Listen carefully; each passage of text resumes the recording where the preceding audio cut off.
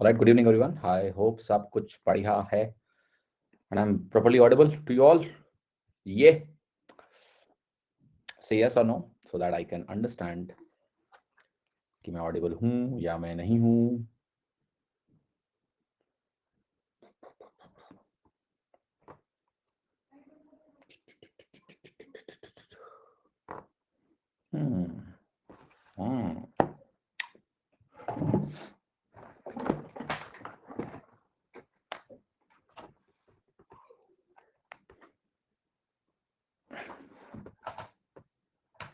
Just one minute, please.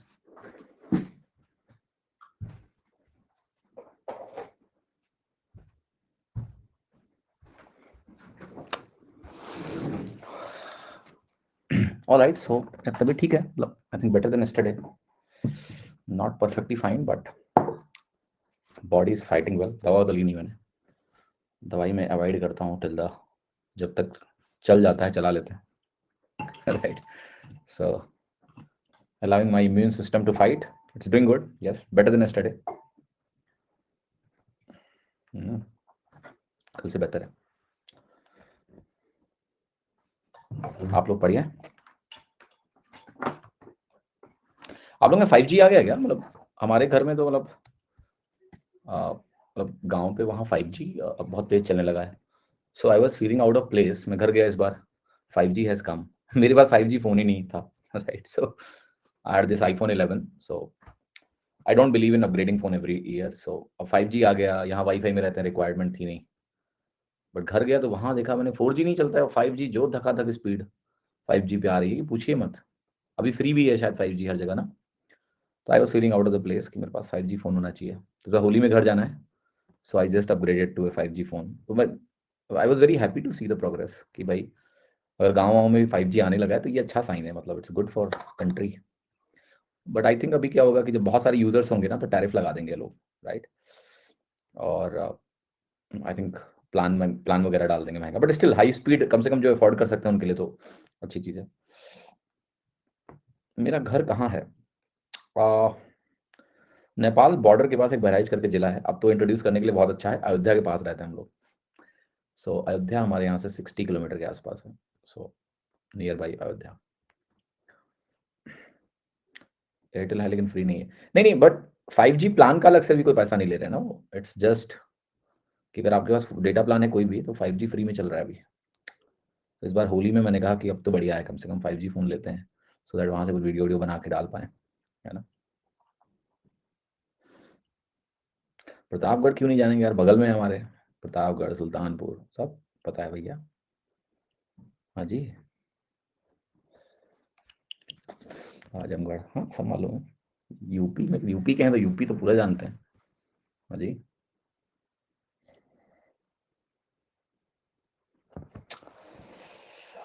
Okay चलिए. और कितने सवाल हम लोगों ने कर लिए थे? कितने सवाल कर लिए थे? 27 27 ये 27 28 पे आते हैं. देखिए चलिए, हमने कहा था आपसे सिमिलैरिटी की बात करेंगे, कल की भी थी. I think we started similarity की बातचीत. अब सिमिलैरिटी की बात को थोड़ा गणितीय रूप देना है एक तो कि मैथमेटिक्स में आप उसको कैसे यूज करेंगे. और जो कंडीशंस होती हैं वो कंडीशंस मैंने बोला था कि आज हम लोग डिराइव करेंगे. आप खुद बताओगे कि सिमिलैरिटी की देखो कंडीशन ये है. राइट. सो वो यात्रा आज है. इंटरेस्टिंग यात्रा है, मजा आने वाला है. तो शुरू करते हैं. पहले सिमिलैरिटी का आई थिंक जो बेसिक चीज है वो आपके दिमाग में बैठी है थोड़ी थोड़ी कि भाई सिमिलैरिटी कुछ इस तरह से होती है. हाँ जी. और now we will talk in detail. एक सेकंड देना मेरा पेन टैब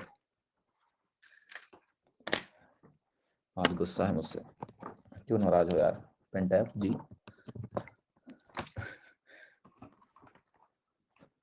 इनको भी लोग आगे प्रणाम करेंगे पहले यार. गुस्सा हो गया देखो आज.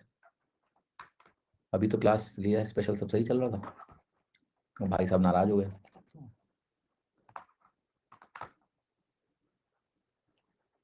बत्ती नहीं जल रही इनकी. एक मिनट रुकिए.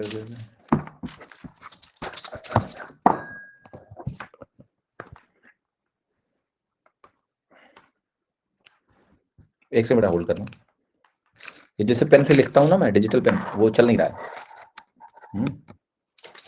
उसमें बत्ती नहीं आ रही है, उसकी बत्ती गुल हो गई है।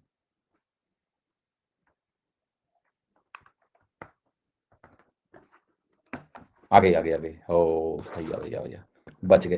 वो जो वो नहीं होता जैसे चार्जिंग पॉइंट जिसको बोलते हैं ना, वो पॉइंट अक्सर खराब हो जाता है। एक बार 2-3 टाइम हमारे ऐसे बेकार हो चुके हैं, राइट। सो उसका पॉइंट वो खराब हो जाता है। मुझे लगा वही चला गया, बट चल गया अभी, है ना, कलम वापस आ गई।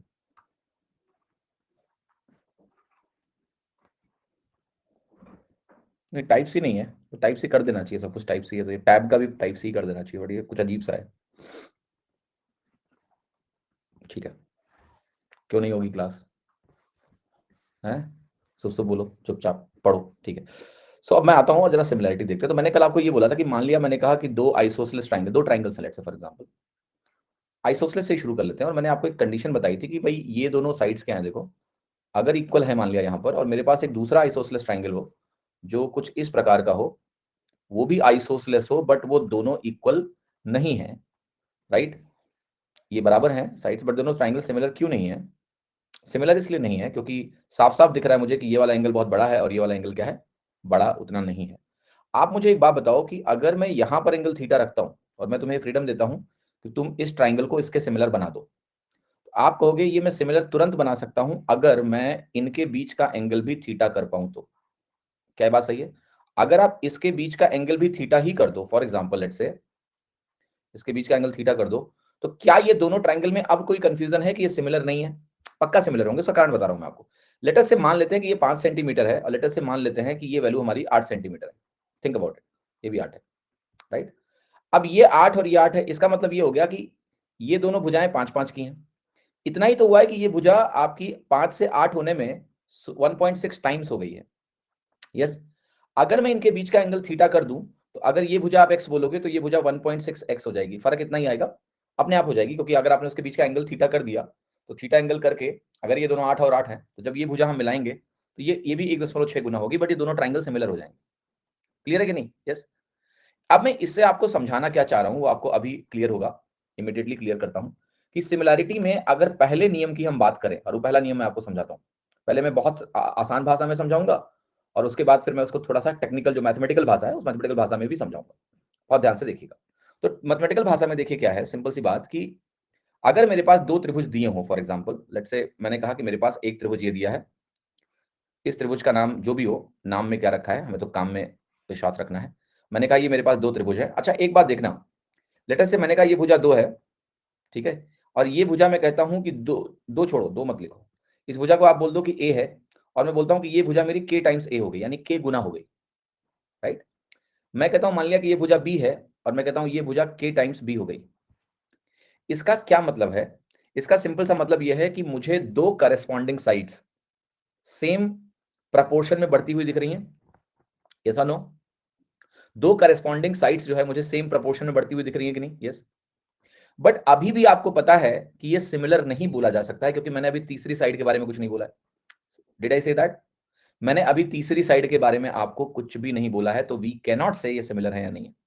तो एक चीज तो आप बोलोगे कि इसको आप सी बोल दो और ये बोल दो कि ये के टाइम सी है। अगर आपने ऐसा बोल दिया तो ये दोनों ट्राइंगल सिमिलर हो गए कि नहीं? अगर त्रिभुज की तीनों भुजाएं मान लिया के गुना हो गई ये गिवन ट्राइंगल से, तो आप कहोगे ये ट्राइंगल क्या है? सिमिलर है, दिस इज सिमिलर ट्राइंगल।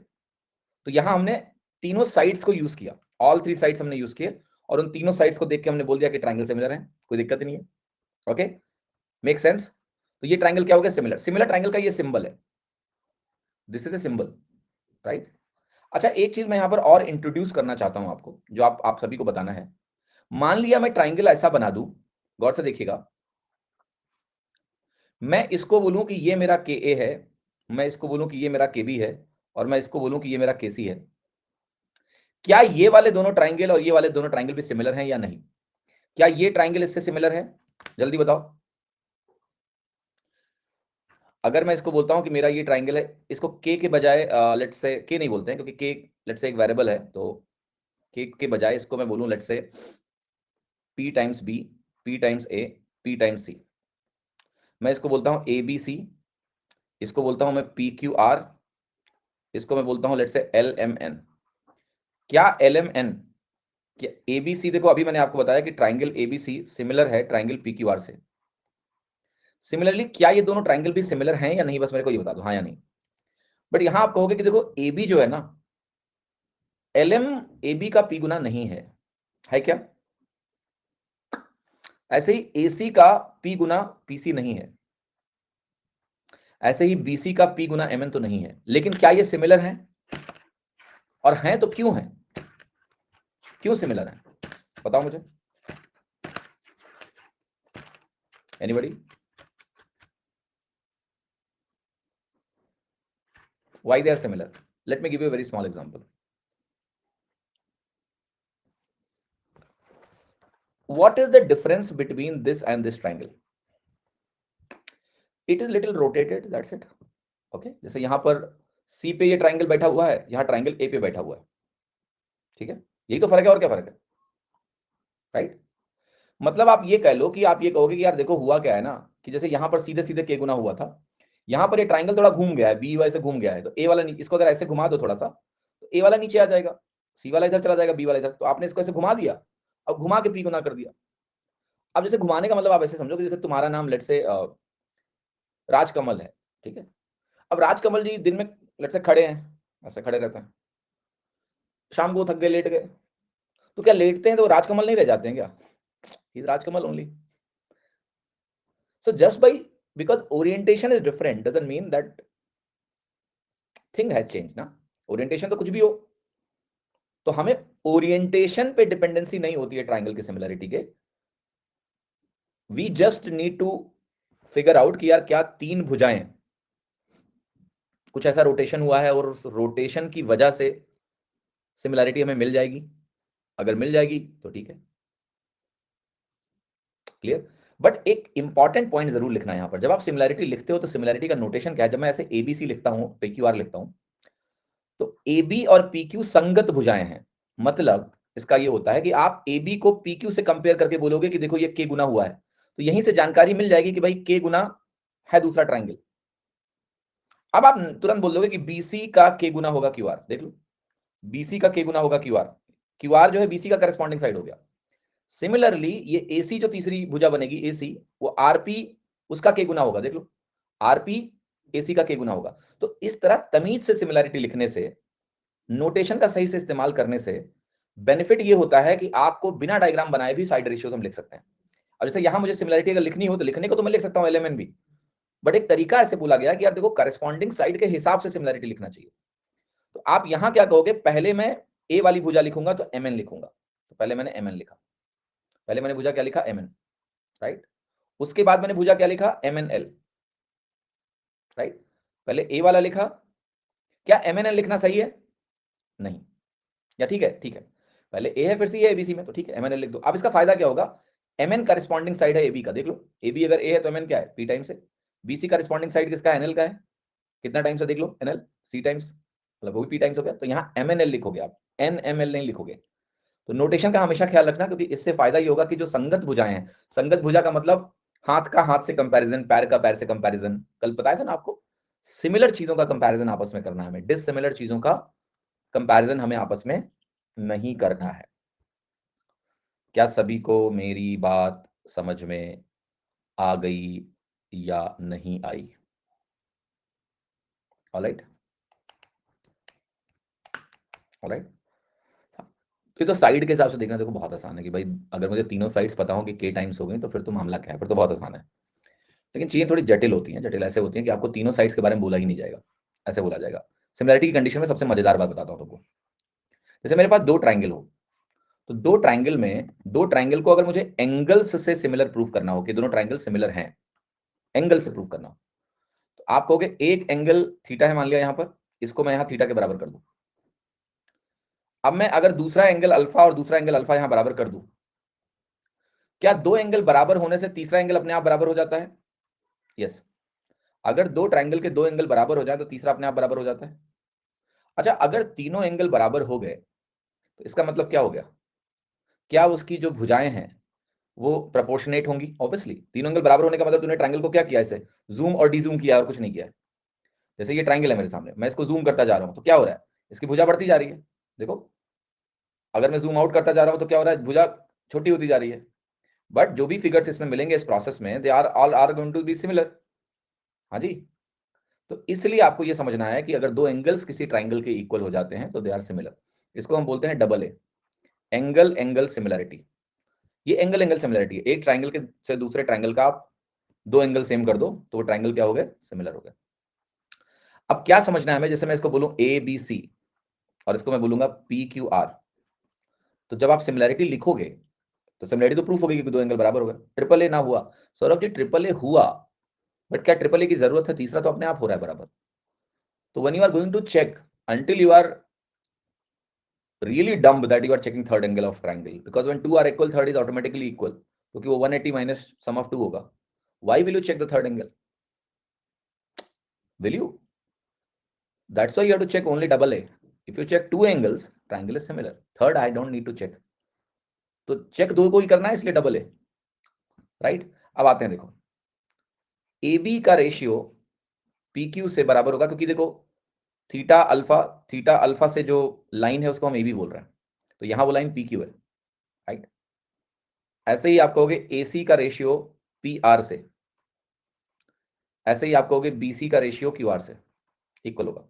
ये रिलेशंस ना बिना चित्र के भी लिखना सीखो। जैसे आप ट्राइंगल की सिमिलरिटी यहां लिखोगे तो आप कहोगे ट्राइंगल एबीसी यहां किसके सिमिलर है, सिमिलर का साइन है, आप कहोगे पी क्यू आर के सिमिलर है। तो जैसे आप ये देखोगे आप कहोगे मैं यहाँ ए बी लिखूंगा, ए बी की संगत भुजा वहां पी क्यू है, तो ए बी और पी क्यू का अनुपात। मैं यहाँ बी सी लिखूंगा, बी सी और क्यू आर का अनुपात, क्योंकि इसकी संगत भुजा यहाँ क्यू आर है, और आप यहाँ कहोगे ये बनेगा सी ए और सी ए का आर पी से अनुपात बराबर होगा, right. You need not to draw the diagram to write it. If you just see the triangle are similar, you can write like this, corresponding side, but correct notation के form में लिखना। जैसे जैसे ध्यान से देखना, गौर से देखिएगा। जैसे मैंने आपको मान लिया ऐसा कुछ दे दिया, एक ट्राइंगल मैंने आपको दिया और मैंने कहा ये थीटा है, ये अल्फा है, और यहां मैंने बोला कि ये थीटा है और ये अल्फा है। ये तुम्हारा एबीसी ट्राइंगल हो गया और ये तुम्हारा पी क्यू आर ट्राइंगल हो गया। सिमिलर है क्योंकि दो एंगल्स इक्वल हैं दोनों में। लेकिन जब आप नोटेशन लिखोगे तो आप लिखोगे यहां पर ए बी सी, यानी मैं थीटा पे गया, फिर अल्फा पे गया, फिर तीसरे पे गया। यहां जब आप नोटेशन लिखोगे तो आप कहोगे पहले मैं थीटा पे जाऊंगा, फिर मैं अल्फा पे जाऊंगा, जैसे मैं यहां गया हूं, और फिर मैं पी पे जाऊंगा। तो ये सिमिलरिटी का प्रॉपर नोटेशन हुआ। और सिमिलरिटी के प्रॉपर नोटेशन में आने के बाद देन हम ऐसे लिखेंगे ए बी, और ए बी की करस्पॉन्डिंग साइड क्या है, क्यू आर, ए बी बटा क्यू आर। फिर हम लिखेंगे बी सी बटे आर पी, तो मैं लिखूंगा यहाँ बी सी बटे आर पी, फिर मैं यहाँ लिखूंगा सी ए बटे पी क्यू। तो दिस इज वेरी इंपॉर्टेंट कि हम नोटेशंस करेक्ट से लिखना शुरू कर दें कि theta alpha then third, theta alpha then third, वही ऑर्डर में आप इस चीज को लिखो, क्योंकि जब ये लिख जाता है ना देन बहुत आसान होता है इस रेशियो को लिखना फटाफट। नॉट ओनली दिस, देखो आप ऐसे भी लिख सकते हो कि मैं यहाँ ए बी और बी सी का रेशियो लूंगा। अगर मैं यहाँ ए बी और बी सी का रेशियो लिखता हूं तो ये सेम रेशियो, मतलब दो भुजाओं का सेम ट्राइंगल में अनुपात, एक ही ट्राइंगल में मैं ए बी और बी सी का रेशियो लेता हूं, इन दो भुजाओं का अनुपात, वहां इन दोनों की संगत भुजा क्या है, क्यू आर बटे आर पी इक्वल होगा, it has to be equal. Clear. तो आपको मल्टीपल तरीके मिल जाएंगे चीजों को, सेम चीज को लिखने के, once you write the correct notation. ठीक है, दैट्स ये करेक्ट नोटेशन बहुत जरूरी है, वरना मुश्किलात ज्यादा होती है। अगर करेक्ट नोटेशन लिखा तो रेशियो लिखना हमारे लिए बहुत आसान चीज हो जाती है। तो ये डबल ए सिमिलरिटी हमने देखी। अब डबल ए के अलावा let's come to other kind of similarity. जैसे मान लिया मैं आपको बोल दूं कि मेरे पास दो भुजाएं हैं, फिर से आता हूं मैं, और ये भुजा ऐसे है कि भाई ये साइड ए है, ये साइड बी है। यहां मैंने कहा कि मेरे पास k टाइम्स ए है और यहां मेरे पास k टाइम्स बी है। आपको पता है कि दो भुजाएं प्रपोर्शनल होने से, दो भुजाएं प्रपोर्शनल हो जाने से सिमिलरिटी प्रूव नहीं होगी। आप विजुलाइज कर लो, मैं इस पॉइंट को हिंज करूं, इन भुजाओं को फिक्स रखूं, और इस एंगल को मैं बढ़ाता जाऊं बढ़ाता जाऊं बढ़ाता जाऊं, ये बाह ऐसे फैलती जाएगी, यहां से खुड़ती जाएगी। You cannot get similarity like this, but एक पॉइंट ऐसा आएगा जब ये दोनों एंगल बराबर होंगे।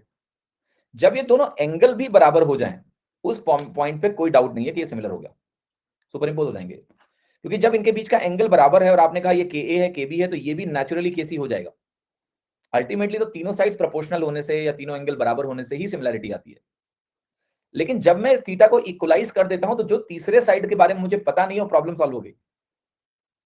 इस चीज को हम क्या बोलते हैं कि दो साइड्स और उनके बीच का इंक्लूडिंग एंगल, हमने दो साइड्स लिया और उनके बीच का इंक्लूडिंग एंगल ले लिया। अगर दो साइड्स और उनके बीच का इंक्लूडिंग एंगल बराबर हो जाए, मतलब कहने का मतलब देखो यह है कि दो साइड्स हमारी प्रोपोर्शनल हो जाए, मतलब दो साइड्स हमारी प्रोपोर्शनल है k टाइम्स और उनके बीच का इंक्लूडिंग एंगल बराबर हो जाए तो दे आर सिमिलर। यस और नो? समझ में आ रहा है सभी को?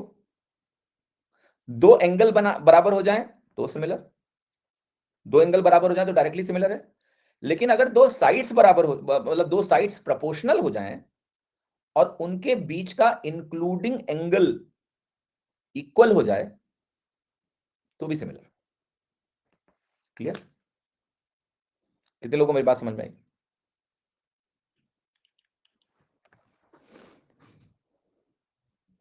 क्लियर?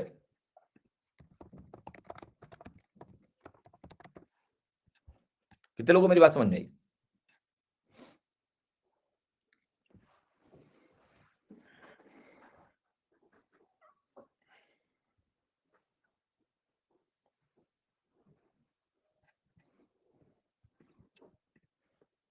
देखो फिर से आते हैं। ये जो पहला नियम था इसको बोलते हैं ट्रिपल एस, क्योंकि यहां हमने सिर्फ साइड्स का इस्तेमाल किया था, तो ट्रिपल एस नियम है। ये हमारा डबल ए नियम है, जिसको आप बोल सकते हो ये पहला नियम था सिमिलैरिटी का, ट्रिपल एस तीनों साइड्स का यूज करके। ये हमारा दूसरा नियम था जिसमें हम बोल सकते हैं कि दोनों एंगल्स का यूज करके, और सेम डबल ए दोनों एंगल्स का यूज करके सिमिलैरिटी। ये जो हमारा है ये दो साइड्स और एक एंगल को यूज करके तीसरा नियम है। Right? Is it clear? Similarity के तीन नियम।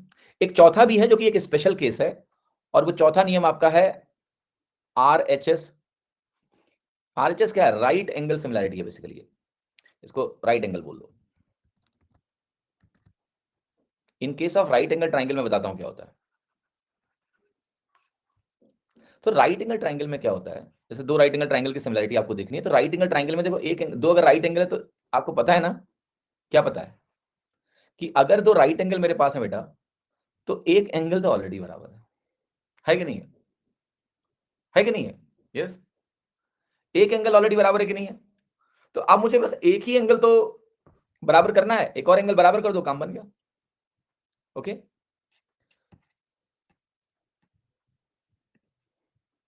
हाँ जी। तो बेसिकली आरएचएस का मतलब क्या होता है कि एक एंगल राइट हो गया आपका, और हाइपोटेनस और एक साइड, इसमें इसको हाइपोटेनस बोलते हैं ना, हाइपोटेनस और किसी भी एक साइड के बीच का एंगल एक और बराबर कर दो। Alright? Clear? Your triangle will be similar. अच्छा, मैं एक सवाल पूछता हूं, आप सभी लोगों को आंसर करना है। Answer it in a very think करके आंसर करना। अगर मैं आपसे बोलूं कि दो राइट एंगल ट्राइंगल हैं तो 90 डिग्री इक्वल हो गया, क्या राइट एंगल ट्राइंगल में हाइपोटेनस एक ही होता है? यस, दैट मींस दोनों हाइपोटेनस हमेशा करस्पॉन्डिंग साइड्स होंगी। बिल्कुल।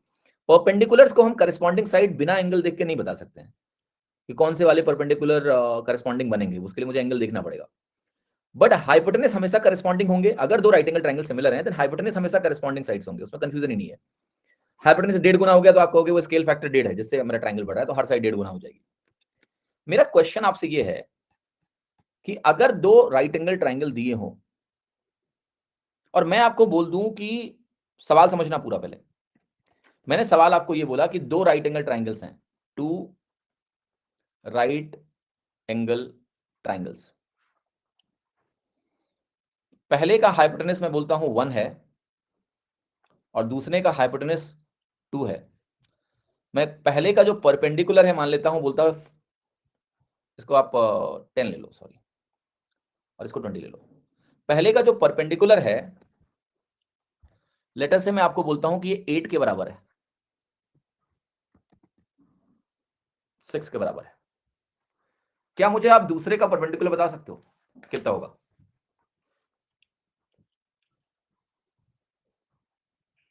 सोचो।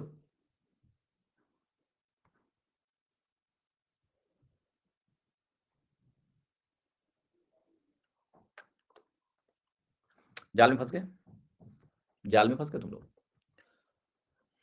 क्योंकि जब मैंने ये केस आपको दिया है तो मैंने आपको ये नहीं बोला है कि दो राइट एंगल ट्रायंगल सिमिलर हैं। हाइपोटेनस करस्पॉन्डिंग साइड्स होती हैं, बात ठीक है। हाइपोटेनस 2 गुना हो गया तो triangle, right angle triangle similar थोड़े ना है। अगर दो राइट एंगल ट्राइंगल सिमिलर सिद्ध हो जाते तब हम कहते हैं कि अगर हाइपोटेनस 2 गुना हुआ है तो परपेंडिकुलर 2 गुना होगा। But until that is known we will say कि आंसर इसका है कैन नॉट बी डिटरमिन्ड।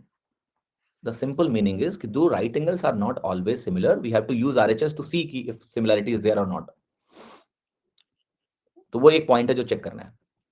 लेकिन अगर मैं आपसे बोलूं कि दो इक्विलेटरल ट्राइंगल है मेरे पास, क्या वो हमेशा सिमिलर होंगे? यस, कोई कंफ्यूजन नहीं होना चाहिए आपको।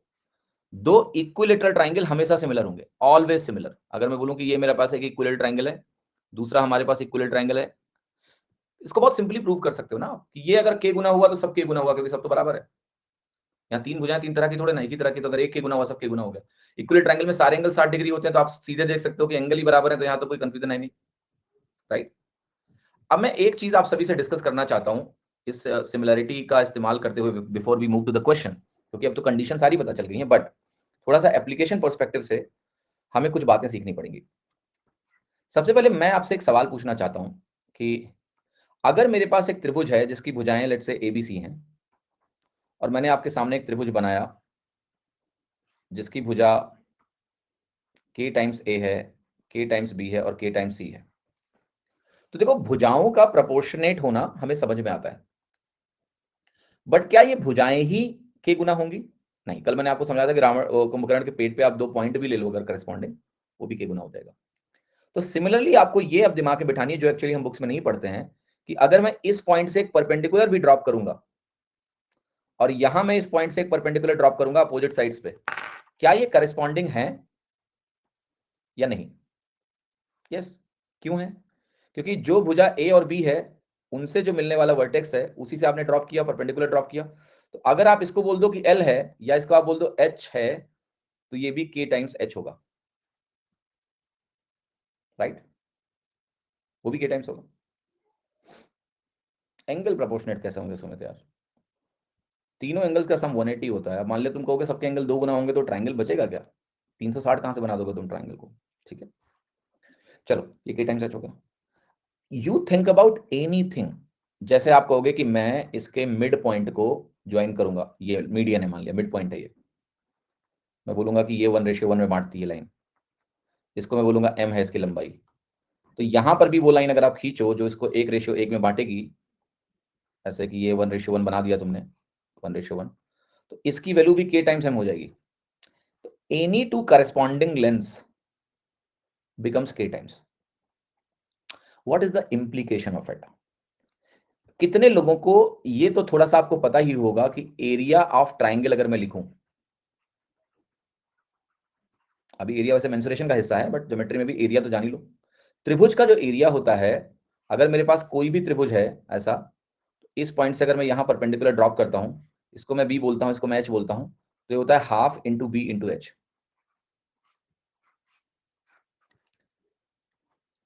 अब आपको पता है कि अगर इसी का कोई सिमिलर ट्राइंगल है, लेट्स से इसी ट्राइंगल का मैंने एक सिमिलर ट्राइंगल बनाया और उस सिमिलर ट्राइंगल में मैंने ये दे दिया आपको कि ये सिमिलर है और ये k टाइम्स हो गया, k टाइम्स b हो गया, ऐसा बोल दिया आपसे, बस इतना ही बताया आपको। अगर ये दोनों ट्राइंगल सिमिलर है और ये k टाइम्स हो गया बेस, तो ये भी k टाइम्स हो जाएगा h। तो जब आप एरिया यहां लिखोगे तो क्या मिलेगा? हाफ इंटू के बी इंटू के एच, ये हो गया k square into half B H. क्या एरिया k स्क्वायर गुना हो गया? yes.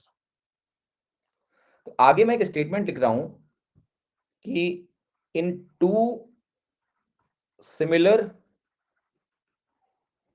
figures if length becomes k times, when I'm writing length I'm talking about length of corresponding sides। तो अगर लेंथ आपका k गुना हो रहा है, then area becomes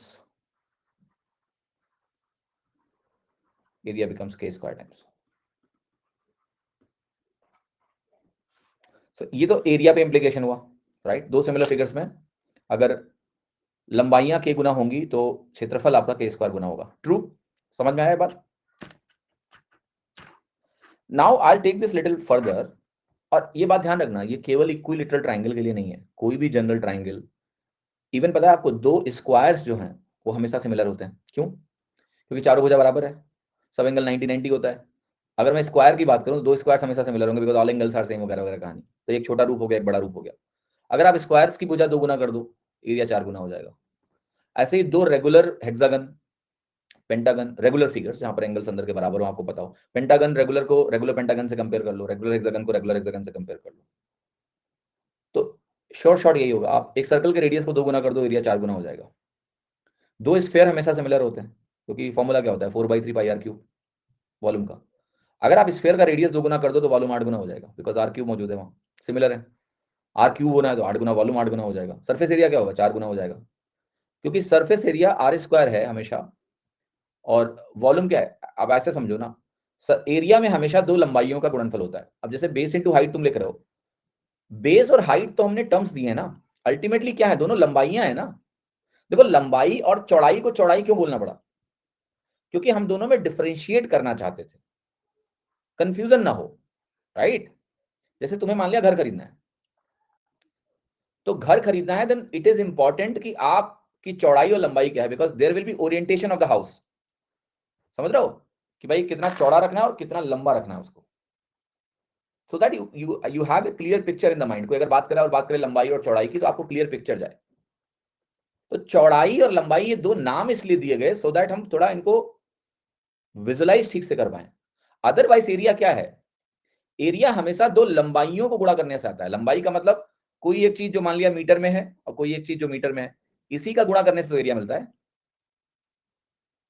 तो अगर मैं कैरेक्टरिस्टिक पर्सपेक्टिव से बात करूं, कैरेक्टरिस्टिक पर्सपेक्टिव से, चाहे चौड़ाई हो उसको भी लंबाई बोल सकते हैं, कैरेक्टरिस्टिक, दो लेंथ कंपोनेंट का गुणा एरिया होता है, ऐसा समझो। दो चीजें जो मीटर में नापी जा सकती हैं या इंच में नापी जा सकती हैं, जिसको हम कैरेक्टरिस्टिक पर्सपेक्टिव से सिर्फ लंबाई का नाम देंगे। दो लंबाइयों का गुणनफल हमें एरिया देता है। ऐसे ही तीन लंबाइयों का गुणनफल, अब चाहे उसको आप लंबाई चौड़ाई ऊंचाई बोलते हो, just to rename them, ultimately वो तीनों लेंथ कंपोनेंट हैं जिनका हम प्रोडक्ट करते हैं, तो वो आपका वॉल्यूम कंपोनेंट बन जाता है। इसलिए अगर आपको पता है दो सिमिलर फिगर्स हैं और आपका एक करस्पॉन्डिंग लेंथ कंपोनेंट के गुना हो गया है, तो हर करस्पॉन्डिंग लेंथ कंपोनेंट के गुना होगा। यस, एरिया हमेशा दो लेंथ कंपोनेंट के गुणा करने से आता है, चाहे वो आप स्फीयर ले लो, कुछ भी ले लो आप। And if the figures are similar, then every corresponding length component becomes k times. All right, समझ में? Every corresponding length component becomes k times, area becomes k square times. For example, let me give you some very खतरनाक example. Let's see how you're going to take it. By the way, let's say मैंने कहा मेरे पास ये figure है, थोड़ी अजीब सी है, yes, जानबूझ के अजीब फिगर बनाया मैंने इसका एक डुप्लीकेट वर्जन क्रिएट किया और इसी को जूम कर दिया। सॉरी, मैंने इसका एक डुप्लीकेट वर्जन क्रिएट किया, ये डुप्लीकेट क्रिएट किया ताकि शेप सेम रहे, और इसको मैंने यहां से ड्रैग किया, बराबर प्रॉपर ड्रैग नहीं हो रहा है actually. Let me explain again. Duplicate create किया, then I just want to keep it similar like this, ऐसे। अब लेट्स से मैं आपको सिर्फ इतना बता दूं, बहुत खतरनाक चीज है, कि ये जो पोर्शन है ना, ये इतना यहां से यहां जो निकला हुआ है कुछ इस तरह से करस्पॉन्डिंग पोर्शन, ये अगर मैं बता दूं कि ये जो चीज है ना, ये पिछले डायग्राम से और यहां तक आते आते लेट्स से मैं बोलूं कि 1.5 गुना हो गई, 1.5 टाइम्स हो गई। ये दोनों फिगर भी सिमिलर हैं, आपके सामने बनाया मैंने, और एक करस्पॉन्डिंग लेंथ कंपोनेंट है जो ये इतना फुचरा निकला हुआ है, फुचरा, ये 1.5 गुना हो गया है। आपको पता है इसका एरिया रेशियो क्या होगा, A1:A2, ये 1:1.5 का स्क्वायर बन जाएगा, क्योंकि लेंथ कंपोनेंट अगर 1.5 गुना हो गया है तो एरिया आपका दूसरे वाले का, पहले वाले के एरिया का 2.25 गुना होगा। 1:2.25 हम बोल सकते हैं 4:9। तो मुझे यह है कि आपके अंदर ये भावना थोड़ी विकसित हो पहले तो, कि भाई सिमिलैरिटी एक्चुअल में क्या होती है। अब जैसे इसके एरिया का तुमको फॉर्मूला पता है क्या? नहीं पता है, ये तो बहुत ही अजीब सा डायग्राम है, इसके एरिया का फॉर्मूला हमें पता ही नहीं है। स्टिल अगर आप कोई भी करस्पॉन्डिंग लेंथ कंपेयर कर पाते हैं, देन यू कैन से कि अगर वो चीज 1.5 गुना हो गई तो इनके एरिया का फॉर्मूला मुझे नहीं जानना है, उसका एरिया अगर कोई भी लेंथ कंपोनेंट 1.5 गुना हुआ, एरिया जब भी तुम निकालोगे दो लंबाइयों के गुणनफल से ही एरिया आएगा। वो भले ही ½ B × H हो, वो भले ही 4 पाई R² हो, बट लेंथ इंटू लेंथ बनना है और उसमें कुछ कांस्टेंट का मल्टीप्लिकेशन होना है। अगर मैं सिर्फ रेशियो के टर्म से बात कर रहा हूं कि कितना गुना हो गया है, तो वो कांस्टेंट टर्म कट ही जाते हैं। भाई एक ट्राइंगल का ट्राइंगल से एरिया रेशियो निकालोगे, हाफ कट जाता है। दो स्फीयर के टोटल सरफेस एरिया का रेशियो निकाल लो, 4 पाई 4 पाई कट जाएगा। समझे कि नहीं? Are you getting my point or not? So that does not has any impact. What is more important कि जब दो लंबाइयों का गुणनफल होना है, अल्टीमेटली जो एरिया में चेंज को डिफाइन करेगा, अगर दो फिगर सिमिलर हैं, तो मुझे कोई भी करस्पॉन्डिंग लेंथ अगर पता है कि वो 2 गुना हो गई है, तो सारी करस्पॉन्डिंग लेंथ 2 गुना हो गई होंगी। अब तुम चाहे जिसको जिससे गुना कर लो, एक उधर से एक इधर से, लेंथ और लेंथ कंपोनेंट बनना है ना अल्टीमेटली। तो जो वहां 2 लेंथ कंपोनेंट तुम बनाओगे और यहां 2 लेंथ कंपोनेंट बनाओगे, उसका प्रोडक्ट हमेशा यहां 4 गुना हो जाएगा, बिकॉज आपने कहा एक करस्पॉन्डिंग लेंथ कंपोनेंट 2 गुना हो गया। This understanding is very important, not only with respect two triangles, क्योंकि हम हमेशा ट्राइंगल में सिमिलरिटी सोचते हैं, सिमिलरिटी को वाइडर स्केल पे नहीं सोचते हैं। आपको सिमिलरिटी को वाइडर स्केल पे सोचना है, क्योंकि जब मैं 3D की बात करूंगा, 3D मेंसुरेशन की बात करूंगा, तब मैं वॉल्यूम रेशियो निकालने के लिए इसका इस्तेमाल करूंगा। जैसे बोलते हैं ना कि एक बड़ा सा स्फीयर है, उसको पिघला के हमने छोटा सा स्फीयर बना दिया, क्या होगा? मैं ऐसे समझाऊंगा कि देखो, पहले जो स्फीयर था, आपने कहा कि हमने पिघला के 125 स्फीयर बना दिए फॉर एग्जाम्पल, तो रेडियस के साथ क्या हुआ समझते हैं। आप छोटे वाले स्फीयर का आयतन 1 मान लो, राइट? 125 इंटू 1 अगर आप करते हो तो इसका वॉल्यूम कितना हो गया? बड़े वाले का वॉल्यूम कितना हो गया? मान लो तुमने 125 छोटे स्फीयर लिए हैं, मान लेते हैं, जिसका रेडियस कुछ भी हो, और उनको पिघला के आपने एक बड़ा स्फीयर बना दिया। उसका रेडियस इसके रेडियस का कितना गुना है, मान लिया, निकालना है। आप कहोगे 125 में से हर एक का मैं वॉल्यूम 1 मान लेता हूं, तो बड़े वाले स्फीयर का वॉल्यूम कितना बनेगा? 125 बनेगा। यानी बड़े वाले स्फीयर का वॉल्यूम उस छोटे एक स्फीयर के वॉल्यूम का 125 गुना है। और क्या दो स्फीयर हमेशा सिमिलर होंगे? यस, क्योंकि स्फीयर में सिर्फ एक वेरिएबल होता है, रेडियस, तो they have to be similar. अब अगर वॉल्यूम 125 गुना हुआ है, तो आपको पता है कि वॉल्यूम में लेंथ का कंपोनेंट 3 बार गुना होता है, तो 125 कैसे बना होगा? 5 इंटू 5 इंटू 5, या फिर क्यूब रूट निकाल लो। तो लेंथ कंपोनेंट 5 गुना हुआ है, इसलिए एरिया 125, वॉल्यूम 125 गुना हुआ है। एंड देयरफॉर हम कहेंगे कि जो छोटा वाला स्फीयर है और जो बड़ा वाला स्फीयर है, इनका जो एक का रेडियस रेशियो आएगा वो 5:1 आएगा। इसके बारे में हम 3D में बहुत विस्तार से बात करेंगे। बट जब आप ब्रॉडर पर्सपेक्टिव क्रिएट करते हो ना सिमिलैरिटी की, बिकॉज सिमिलैरिटी डजंट मीन दो ट्राइंगल की सिमिलैरिटी जैसा हम समझते हैं। सिमिलैरिटी बहुत वाइड चीज है, it can be applied to many things. ठीक है, दो क्यूब भी सिमिलर होंगे क्योंकि एक ही वेरिएबल है ए। अगर मुझे पता है कि लेट्स से एक क्यूब की साइड 4 है, दूसरे क्यूब की साइड 8 है, तो हर साइड 2 गुना हो गई, सिमिलर हो गए। दो क्यूब सिमिलर होंगे, तो अगर 2 गुना तुमने साइड कर दिया तो वॉल्यूम 8 गुना हो गया। तो ये अंडरस्टैंडिंग आपके बहुत काम आएगी, सिमिलरिटी को ब्रॉडर पर्सपेक्टिव से एक बार थोड़ा देखना। एनीवेज, अब हमने सिमिलरिटी को थोड़ा ब्रॉडर पर्सपेक्टिव में समझा है कि एरिया के स्क्वायर गुना होगा। ये चीज हमारे लिए बहुत हेल्पफुल रहेगी आगे चल के, बहुत हेल्पफुल रहेगी, राइट? जैसे मैं आपको एक उदाहरण देता हूं, इक्विलेटरल ट्रायंगल का केस या राइट एंगल ट्रायंगल का case. For example, let's say मैंने आपको एक ट्रायंगल दिया, समझना इस बात को, और ये ट्रायंगल मैंने आपको दिया 3 4 5, छोड़ो 3 4 5, 8 15 और 17, एक ट्रायंगल आपको दिया। ओके, आप इसका एरिया कैसे निकालोगे? हाफ इंटू 8 इंटू 15, कितनी वैल्यू आएगी? 2 चौके 8, 15 चौके 60 आएगी। यस, एरिया निकल गया। लेकिन मैंने आपको एक राइट एंगल ट्रायंगल मान लिया, एग्जाम में दिया ऐसा,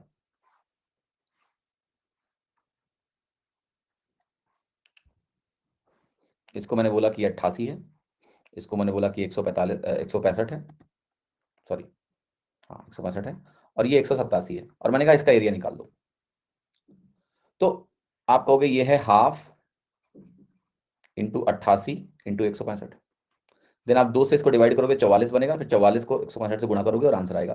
थोड़ा कैलकुलेशन कॉम्प्लेक्स है, ज्यादा है, but if you can just notice कि इस वाले राइट एंगल ट्रायंगल को, या ये वाला जो राइट एंगल ट्रायंगल है, इसमें ये सारी वैल्यू 11 से कट रही है, जो कि देखना बहुत आसान होता है। 7 और 1 का सम 8 बीच में लिखा है, 5 1 सम का 6 बीच में लिखा है, 88 सब कट रहा है 11 से, आप 11 से इनको काट दो, 8 15 17 मिल जाएगा। बेसिकली अगर यहाँ की हर भुजा से यहाँ की हर भुजा 11 गुना है तो सिमिलर है। स्केल फैक्टर के जो है कितना गुना हुआ? 11 गुना हुआ। और अगर हम 11 से काट रहे हैं तो यही बात हम क्या बोलेंगे कि जो ये ट्राइंगल है ये पहले वाले ट्राइंगल का सिमिलर है, बस साइड 1/11 गुना होगी। मुझे मान लिया इसका एरिया निकालना है, तो मैं इसका एरिया लिखूंगा हाफ इंटू 8 इंटू 15, जो वैल्यू मुझे क्या मिलेगी 120/2 60। अब पता है मैं क्या करूंगा, वापस उसी चीज को करेक्ट करने के लिए मैं कहूंगा 11 गुना मुझे भुजा करनी पड़ेगी, और 11 गुना भुजा करने पे, सारी भुजाओं को 11 गुना करने पे एरिया 121 गुना हो जाएगा। तो आपकी वैल्यू कितनी आई, 6 6 दूनी 12, 6 कन्नम 6। इजी है। इसका एक और कॉम्प्लेक्स एप्लीकेशन मैं आपको दिखाता हूं, राइट, गौर से देखना। दिखाऊं, तैयार हो?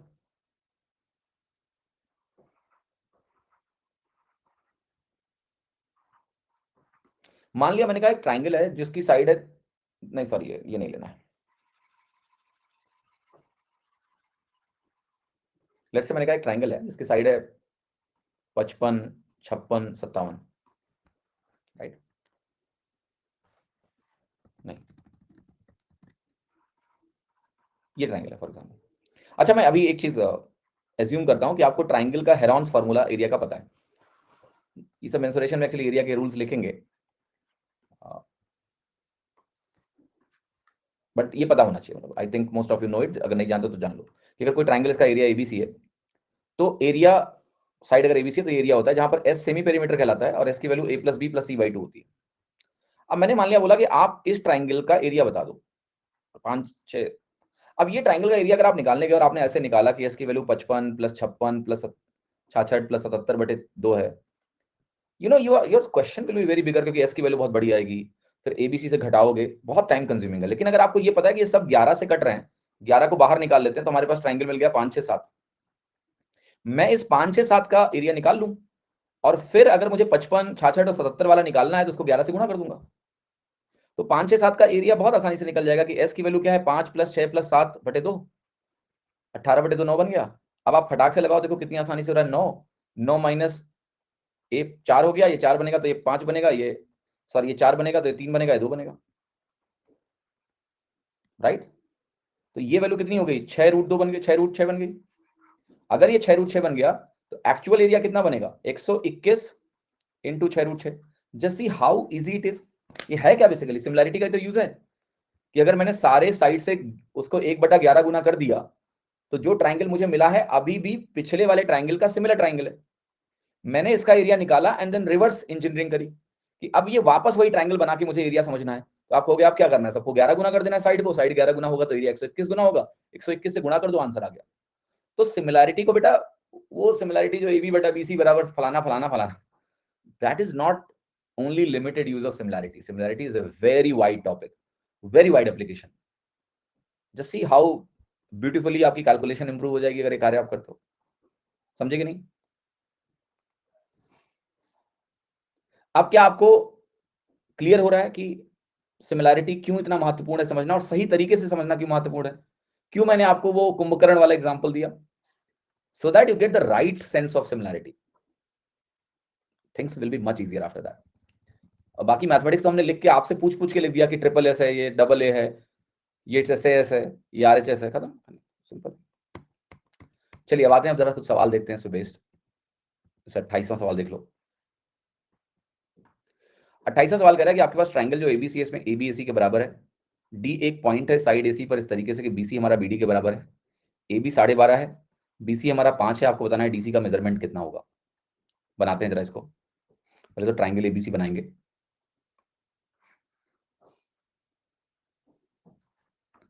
तो ये ट्राइंगल हो गया ABC, और आपसे बोला कि आइसोसेलेस ट्राइंगल है, ये AB AC के बराबर है। डी एक पॉइंट है कि BC हमारा BD के बराबर है। ये कैसे पॉसिबल है, AC पे है, ठीक है सॉरी, यहां पे मान लेते हैं डी, BC हमारा BD के बराबर है, तो कोई दिक्कत नहीं, बना देते हैं यार, BC BD के बराबर हो गया। AB हमारा 12.5 है, 12.5 है, BC हमारा 5 है। आपको DC का मेजरमेंट बताना है कितना, ये लंबाई हमें निकालनी है।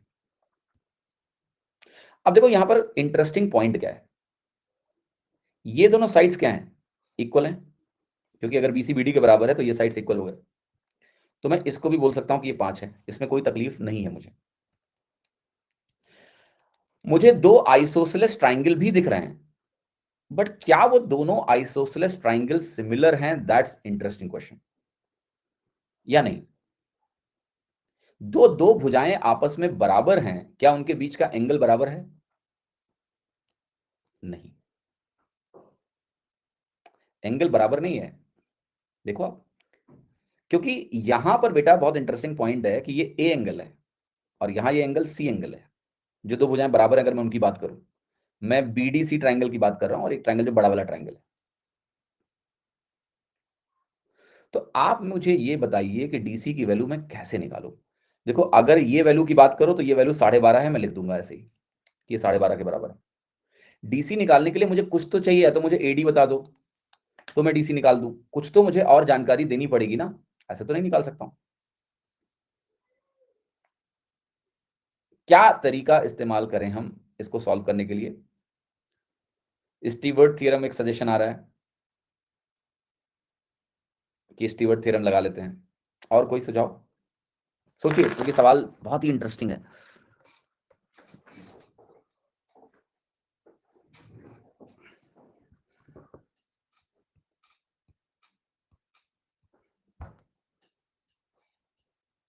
बार्ड एंगल पाइथागोरस, ये क्या है? Bad angle, BOD angle. कौन बोल रहा है कि बीएडी 90 डिग्री है? कौन बोला है चीज? किसी ने नहीं। फिर कैसे लगाओगे पाइथागोरस? पाइथागोरस ऐसे कैसे लग जाएगा यार? A B C B D C के सिमिलर है, यानी आप ये बोल रहे हो मुझसे कि ये वाला एंगल इसके बराबर है। ये चेक किया आपने?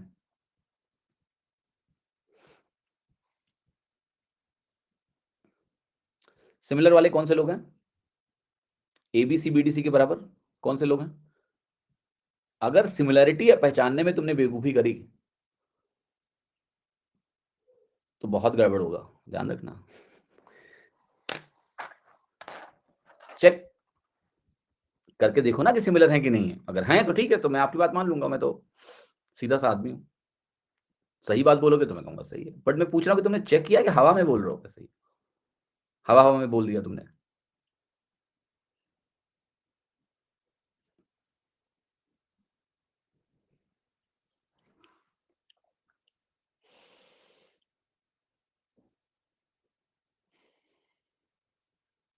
सोचिए, दिमाग दौड़ाइए।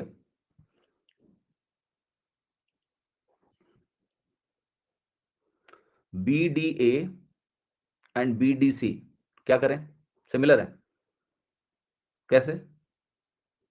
How they are similar? A का अपोजिट और डी का अपोजिट सेम है तो सिमिलर हो गए। कैसी बात कर रहे हो यार? दो एंगल्स की अपोजिट भुजाएं सेम हो जाने से ट्रायंगल सिमिलर हो जाते हैं, ये किसने बोला तुमको? Who said this?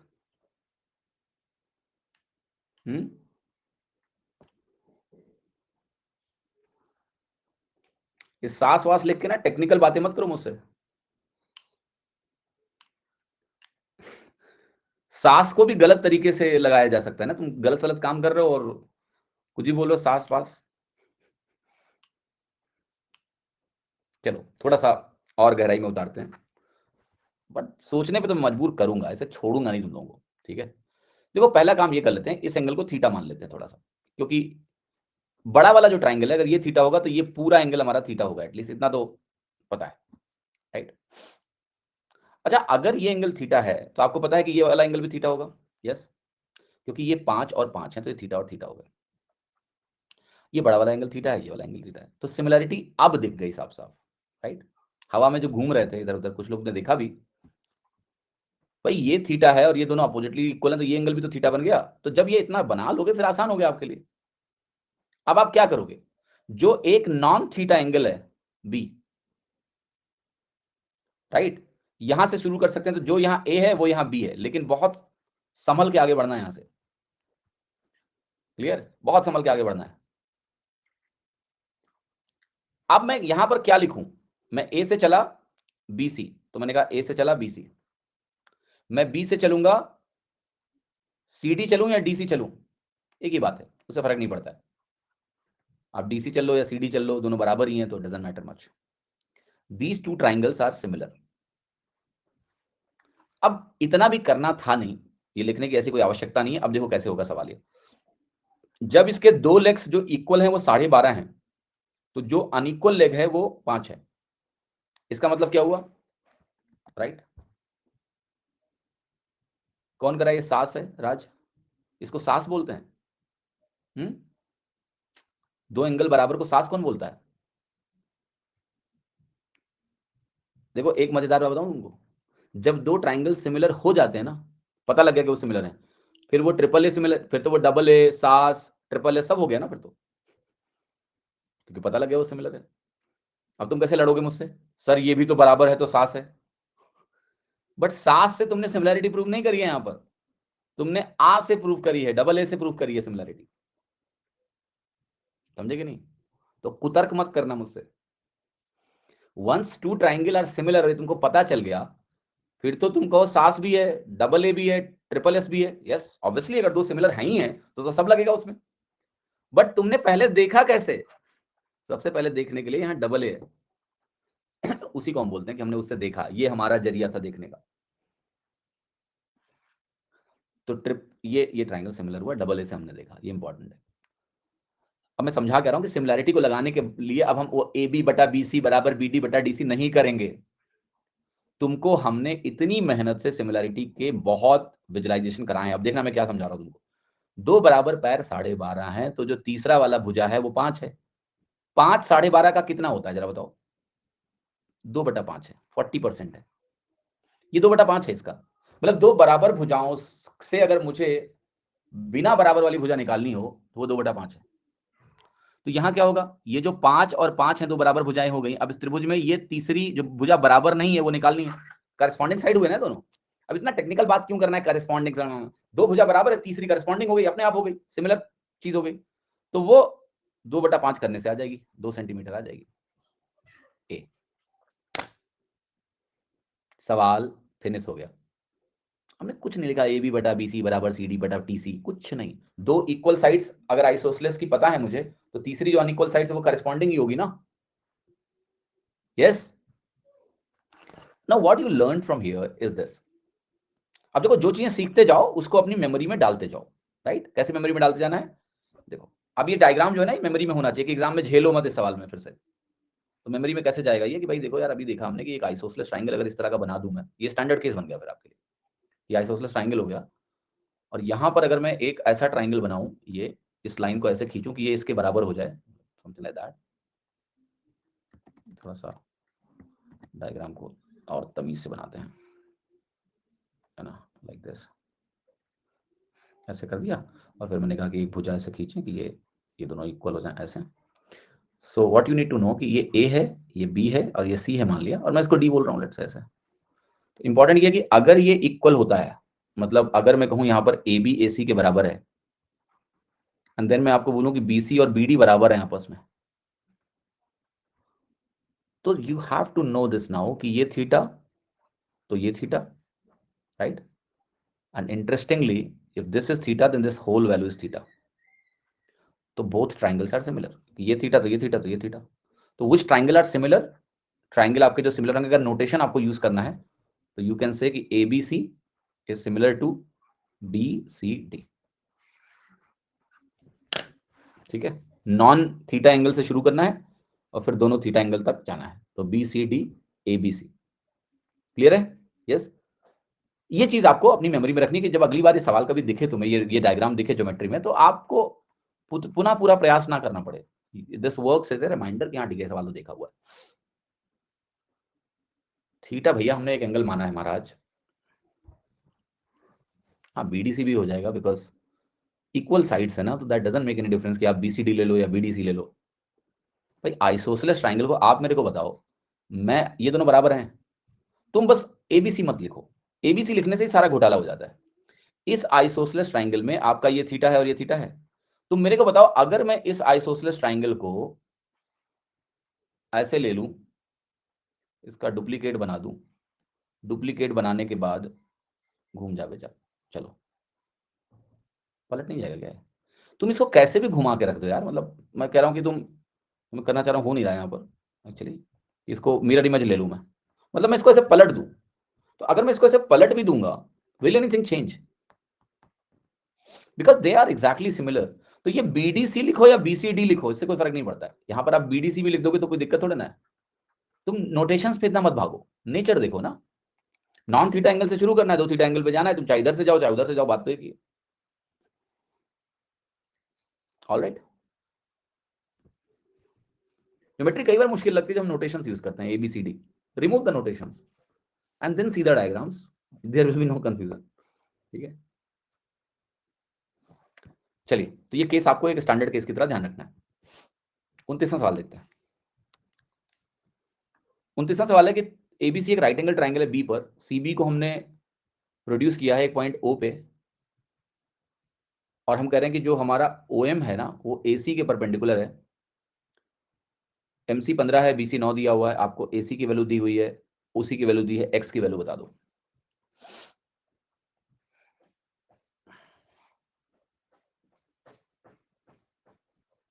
बी पे राइट एंगल है, ए बी सी।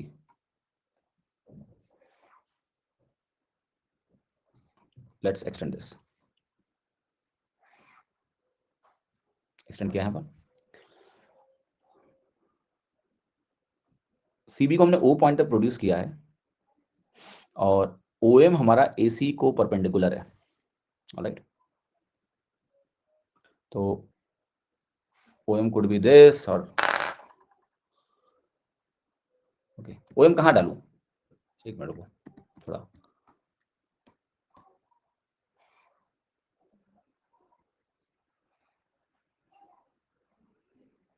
एम कहां पर होगा ये नहीं दिया हुआ है। Right, so we have to figure search out.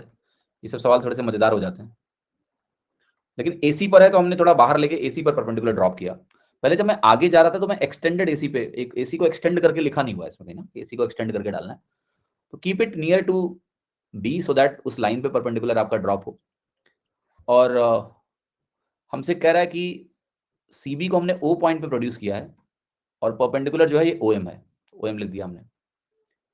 ये वैल्यू मुझे 15 दी है, बीसी मुझे 9 दिया है, एसी की जो वैल्यू मुझे दी है ये 3x - 1 है, ओसी की जो वैल्यू है ये 4x + 3 है। हमें x की वैल्यू चाहिए कि क्या है। ना यहां बहुत इंटरेस्टिंग पॉइंट है, बिकॉज सिमिलैरिटी है, सिमिलैरिटी से ही सवाल होगा। अगर आप इस एंगल को थीटा एज्यूम कर लें, अब आप देखो दो जो ट्राइंगल है मेरे, एक ओएमसी राइट एंगल ट्राइंगल है और एक एबीसी भी राइट एंगल ट्राइंगल है। दोनों में ये सी एंगल कॉमन है, देयरफॉर दे आर सिमिलर। 90 है और एक नॉन 90 एंगल जो थीटा है वो कॉमन हो गया। तो राइट एंगल ट्राइंगल की सिमिलरिटी को कैसे डिनोट करोगे आप थीटा से शुरू करिए, 90 डिग्री पे जाइए, फिर वहां जाइए जो नॉन थीटा एंगल है CMO, किसके सिमिलर होगा। थीटा से शुरू करिए, ए मतलब सॉरी यहाँ सी है, नॉन 90 पे बाद में जाना है, पहले 90 पे जाना है फिर नॉन 90 पे जाना है, तो ऐसा हो गया। That is the correct notation of similarity. अब जो जो भुजाएं पता है, मुझे क्या पता है, मुझे एसी पता है, एसी यहां पर ऐसा है, मुझे बीसी पता है, बीसी यहां पर ऐसा है।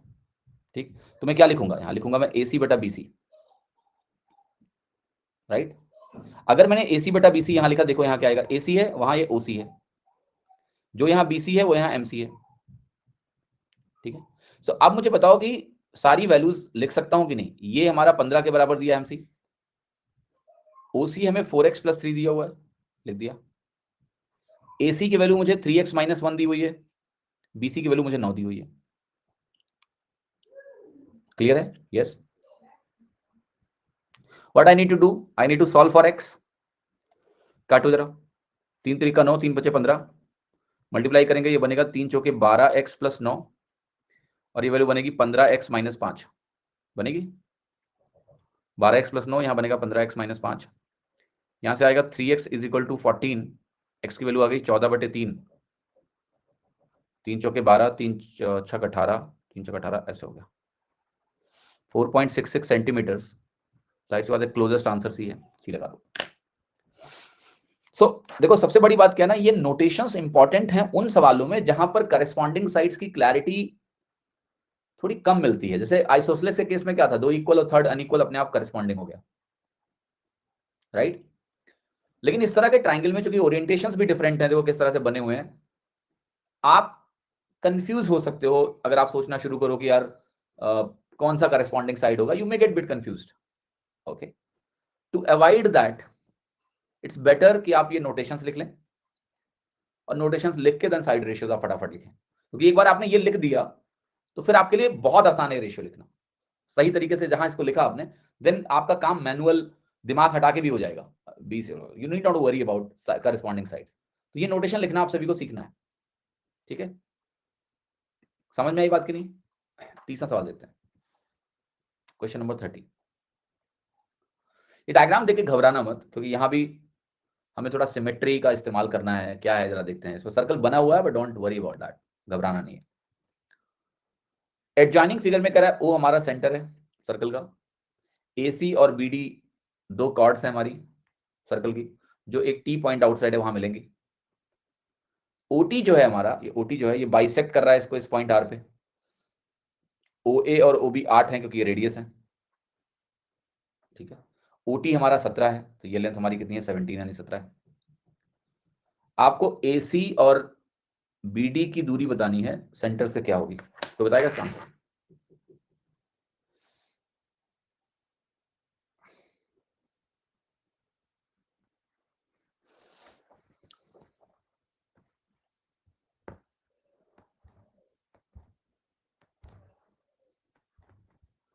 कितने लोग 1:1 होगी?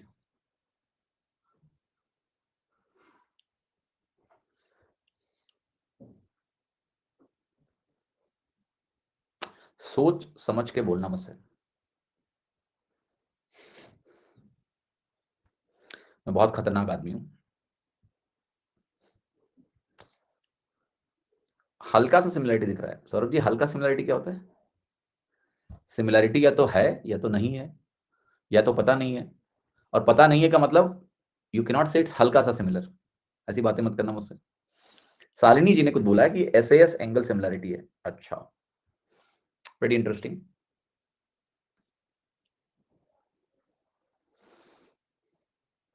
मतलब दिख रहा है, कैसे दिख रहा है आपको? दिखने से नहीं होता है, नापने से होता है। नाप लिया आपने, ये सिमिलर है, दो एंगल बराबर हैं या तीन साइड्स बराबर हैं।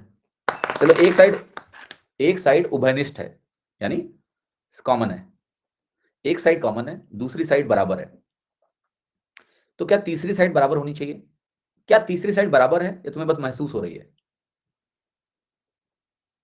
क्या किसी त्रिभुज की, दो त्रिभुजों की दो भुजाएं अगर बराबर हो जाएं तो वो ट्रायंगल सिमिलर होता है? That's not sufficient condition. अगर हम सिमिलर बोल दें तब तो हम बोल देंगे ACBD भी करस्पॉन्डिंग पोर्शंस हैं, सिमिलर होंगे, 1:1 आंसर। आप करो AB sector equal angle subtend करेगा। कहां भैया AB इक्वल एंगल सबटेंड करेगा? दोनों आइसोसेलेस कैसे हैं यार, क्या बातें कर रहे हो तुम? AOT एंगल BOC के बराबर है सालिनी, ये कैसे पता आपको? आप अपने मन से बोल रहे हो ना ये बात। बराबर कैसे है? दिख रहा है ना, खाली महसूस हो रहा है ना। बराबर कहां है, ये कहां दिया हुआ है? क्या चल रहा है भैया? AOAC 90 डिग्री है, OAC 90 डिग्री, क्या बातें कर रहे हो यार? अब मैं तुम्हें तुम्हारी जो अंडरस्टैंडिंग है ना उसको हिलाता हूं। यही डायग्राम अगर मैं ऐसे बनाऊं,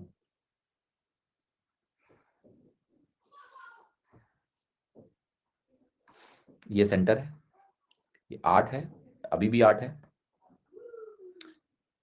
ये तुम्हारी वैल्यू लेट से अभी भी 17 है या वॉट एवर है, ठीक है। क्या अभी भी तुमको दोनों सिमिलर दिख रहे हैं?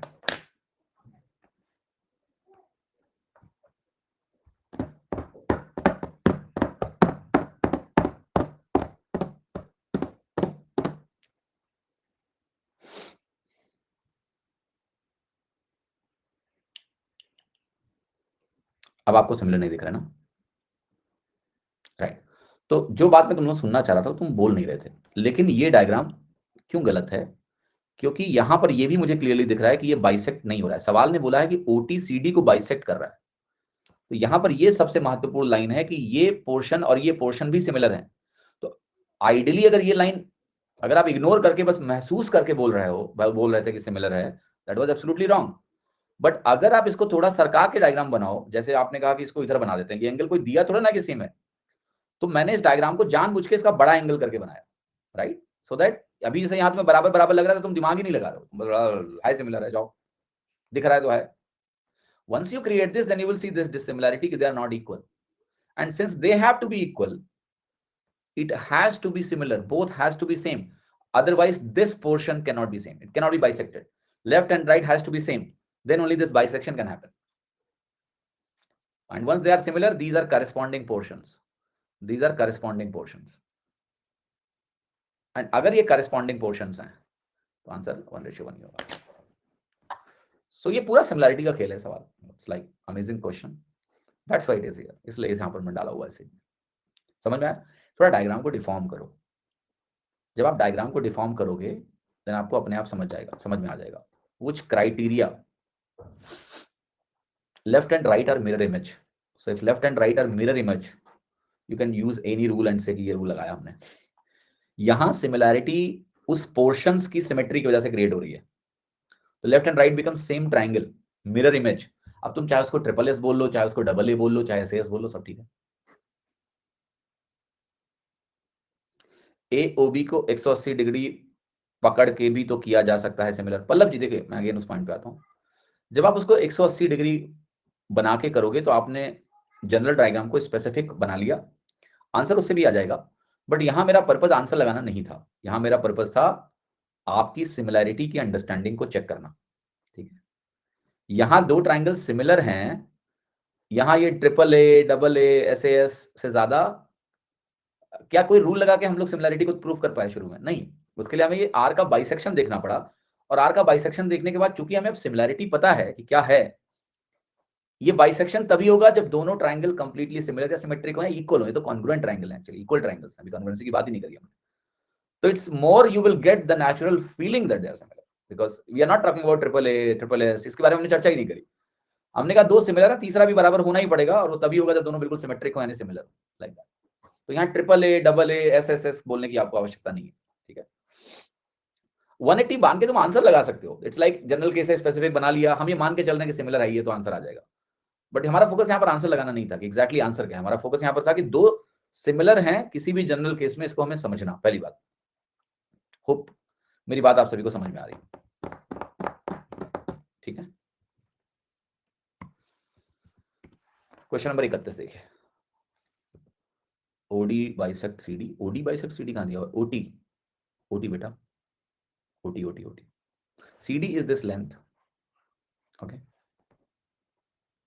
देखो मैं अगेन कर रहा हूं, मैं उस लेवल तक इस सवाल में गया ही नहीं हूं कि मैं खोजूं कि दो तीसरा साइड बराबर है। You got the feeling immediately जब सीडी बाइसेक्ट हो रहा है that it can not happen if I change this angle, it has to be same both sides, तो इट इज सिमिलर। तो क्या नहीं को आप बोल सकते हो कि भाई एस एस ए सास लगा दिया हमने। एओसीआर क्वाड्रिलेटरल है, क्वाड्रिलेटरल कहां से है एओसीआर? सीआर क्वाड्रिलेटरल थोड़े ना, ये कर्व पोर्शन कहां होता है क्वाड्रिलेटरल बेटा? स्ट्रेट लाइन होती है। एओसीआर अगर सीआर आप ऐसे ले रहे हो, चाप ले रहे हो, तो ये क्वाड्रिलेटरल कहां से हो गया? क्वाड्रिलेटरल में चाप नहीं होता है, कर्व पोर्शन नहीं होता है, इट्स लाइक स्ट्रेट लाइन। 31वां सवाल, एक त्रिभुज एबीसी में एंगल भी 90 डिग्री है, डी एक पॉइंट है साइड बीसी पर, ई पॉइंट है साइड एसी पर, डी बीसी के बराबर है, बीसी 80 है, बी 60 है, डीसी 20 है, ईसी बता दो। देखते हैं, एबीसी ट्रायंगल बनाओ, एबीसी ट्रायंगल बनाया, एंगल बी हमारा 90 डिग्री है, या 90 डिग्री बनाया, डी हमारा पॉइंट है बीसी पर, ई एक पॉइंट है एसी पर, डीई हमारा डीसी के बराबर है, डीई हमारा डीसी के बराबर है, तो ऐसा करेंगे कुछ, और डीई डीसी के बराबर बनाते हैं यार। यहाँ पर डी पॉइंट है कहीं, डी पॉइंट बीसी पर है, ई पॉइंट एसी पर है, डीई हमें डीसी के बराबर बनाना है। We can take like this, D DC के बराबर कर दिया, लो इक्वल हो गया। बीसी हमारा 80 है तो ये 80 हो गया, ए बी हमारा 60 है, 60 हो गया, डीसी हमारा 20 है, ये भी हमारा 20 होगा। आपको ईसी की लंबाई बतानी है कितनी है, length of EC, E is a point on AC 2020। तो इंटरेस्टिंग चीज ये है कि भाई इसको हम थीटा मानेंगे तो ये भी हमारा थीटा होगा, that much is known because of ये आपका आइसोसेलेस ट्रायंगल बन जाएगा, इतना पता है बस। सॉल्व कैसे होगा ये, ईसी कैसे निकलेगा, तीसरा साइड कैसे निकालूं मैं?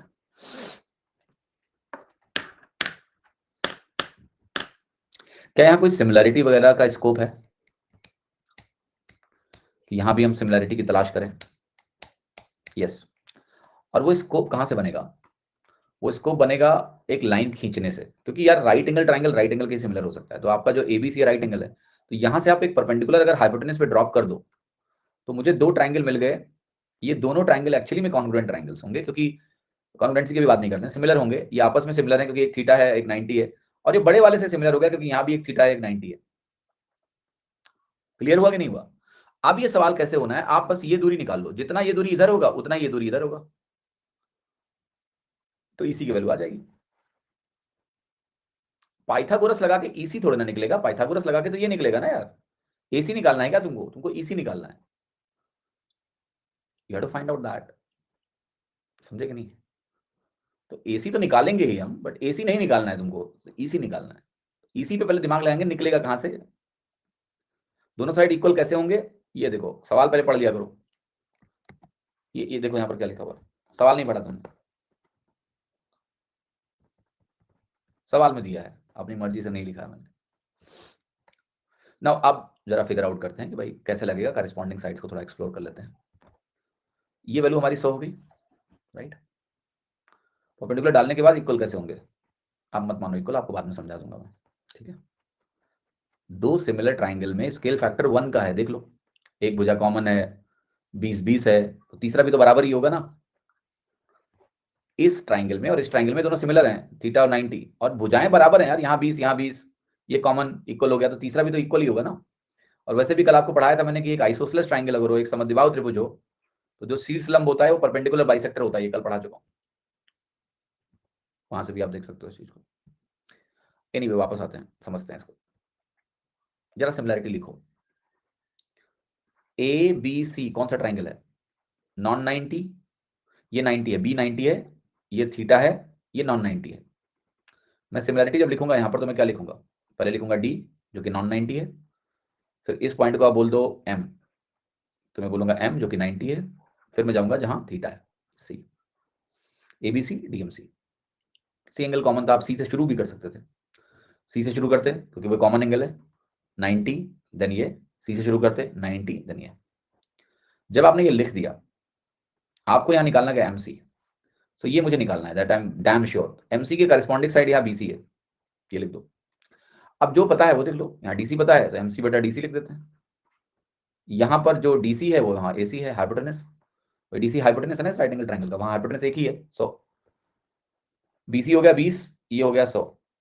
तो जो एमसी है जो मुझे निकालना है वो डीसी जो कि हमारा डीसी 20 है, वो 20 लिखता हूँ।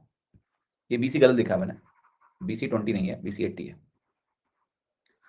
तो यहाँ से एमसी आप फिगर आउट कर लो, 20 इंटू 4/5 आ गया 16। अगर एमसी 16 आया तो ये ए एम भी ई एम भी 16 होगा, 16-16 32 बन जाएगा, आपका आंसर सी आ गया, राइट?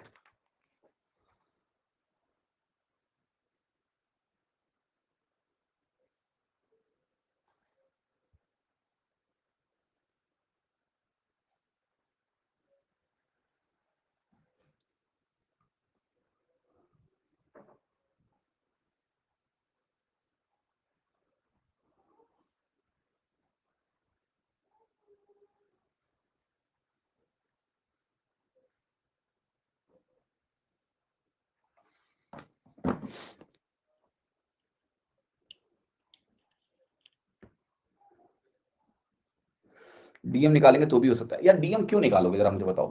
डीएम निकाल के फिर पाइथागोरस लगाओगे, क्या बात है कर रहे हो यार? डीएम निकाल के मतलब हमें क्या करना है कि भैया जो निकालना है सीधे वही निकाल लेते हैं ना, अपना स्टेप क्यों बढ़ा रहे हैं? आप डीएम निकालोगे फिर पाइथागोरस लगाओगे फिर एमसी निकलेगा, क्यों करना है? जब हम सीधे एमसी निकाल सकते हैं वही निकालेंगे ना हम। क्लियर? कोई और डाउट तो पूछो। डीएम कंस्ट्रक्ट करना होगा बट देखिए आप सिंपल सी बात बताओ मुझे, जो डीईसी ट्राइंगल तुम्हें शुरू में दिख रहा है और जो एबीसी ट्राइंगल तुम्हें शुरू में दिख रहा है, उससे नहीं निकाल पाओगे ना आप, क्योंकि वहां कोई सिमिलरिटी नहीं बैठेगी। बड़ा वाला जो ट्राइंगल है वो राइट एंगल ट्राइंगल है, राइट एंगल ट्राइंगल से ही सिमिलर होगा। तो वो परपेंडिकुलर ड्रॉप करके हमने क्या किया, हमने राइट एंगल ट्राइंगल क्रिएट कर दिया जिसमें एक एंगल थीटा है, नेचुरली वो सिमिलर हो गए कि राइट एंगल ट्राइंगल जिसमें एक एंगल थीटा है और वो बड़े वाले ट्राइंगल से कॉमन है, दे आर नेचुरली सिमिलर। तो that's why we have to draw that perpendicular. तो ये सब बातें ना, ये सब सवाल जो है ना बेटा, आपके बिल्कुल रिवीजन में ऐसे थियरी जानी चाहिए। आज जितने भी सवाल आपने को मैंने धीरे धीरे पढ़ाया है, बिकॉज ये सवाल हैं जो आपके दिमाग में होने चाहिए गाइडिंग लाइट की तरह, तभी आप एग्जाम में सवाल लगा पाओगे ना। वहां कौन कान में आके तुम्हें बताएगा कि डीएम परपेंडिकुलर डाल दो, कोई नहीं बताएगा। लॉजिक है कि हम कर क्या रहे हैं, लॉजिक सिंपल है कि हमें एक राइट एंगल ट्राइंगल दिया है, अब हमें एक नॉन राइट एंगल ट्राइंगल मिला, अब बिना सिमिलरिटी लगाए मैं कैसे लगाऊंगा, सिमिलरिटी लगेगी कैसे भाई, भुजा दिए भुजा निकालनी है तो मोस्टली सिमिलरिटी के सवाल होते हैं, हमें राइट एंगल ट्राइंगल बनाना पड़ेगा, जो नहीं दिख रहा है उसको बनाना पड़ेगा। तो फ्रेमवर्क है जो कहते हैं ना कि देखो दिमाग कैसे काम करता है कि चार नोन केसेस से, अगर मान लिया कोई एक अननोन केस एग्जाम में आ भी गया तो वो चार नोन केसेस को रेफरेंस बना के वहां से कुछ आपको डायरेक्शन देगा। तो ये सब थिंकिंग प्रोसेस भी डेवलप करना है कि यहाँ परपेंडिकुलर क्यों डाला गया, there is a reason, because हमें सिमिलरिटी यूज करने के लिए राइट एंगल ट्रायंगल बनाना था, that's what the thought process is. Then ये वाला case will serve as a reminder, ये वाला केस तो आपकी मेमोरी में रहेगा ना, यू रिवाइज इट 2-3 टाइम्स, ये आपकी मेमोरी में अच्छे से रहे। सेम सवाल आएगा तो कोई दिक्कत नहीं है, आप कर पाओगे इसको आसानी से, ठीक है। एंड प्रोसेस आपको यहाँ क्या क्लियर हुआ कि यार एक नॉन सिमिलर ट्राइंगल से राइट एंगल ट्राइंगल में एक सिमिलर ट्राइंगल कैसे क्रिएट करते हैं परपेंडिकुलर डाल के। क्लियर हुआ कि नहीं? कहिए हाँ। ठीक है, आज सवाल नया नहीं करेंगे कुछ, थोड़ा सा बातचीत कर लेते हैं। ओके, वीडियो नहीं चल रही है, रेड जी कह रही है। देखिए वीडियो आई थिंक सबकी चलती है, अगर आपकी नहीं चले तो कुछ डिवाइस स्पेसिफिक इशू होगा। इसको चेक कराने के लिए आपको अनअकैडमी की सपोर्ट से ही बात करना पड़ेगा। तो support@unacademy.com या फिर वो 8585 करके एक नंबर है ना, उस पर कॉल करके भी आप बात कर सकते हैं, ये वाला जो सपोर्ट नंबर है। ये यहाँ पर आप टिकट रेज करो, वो बेहतर प्रोसेस है, ठीक है। हाँ जी, यहाँ कौन कह रहा है कैसे होता है, एक्सप्लेन करिए क्या कैसे होता है सिद्ध साहब।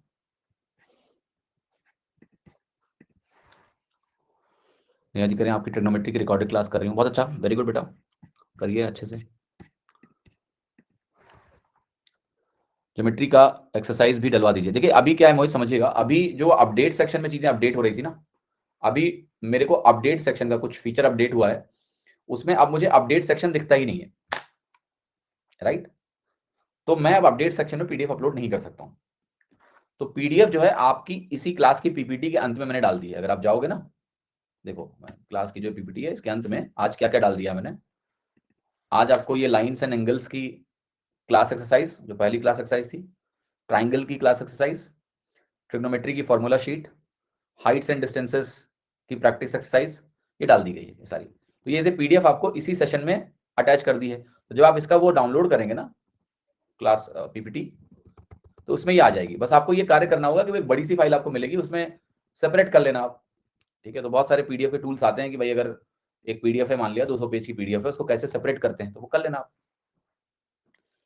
बॉस जी करें अपडेट सेक्शन में दीजिए ना, इसमें सही नहीं दिखता है यार, अपडेट सेक्शन का एक्सेस है ही नहीं अब मेरे पास।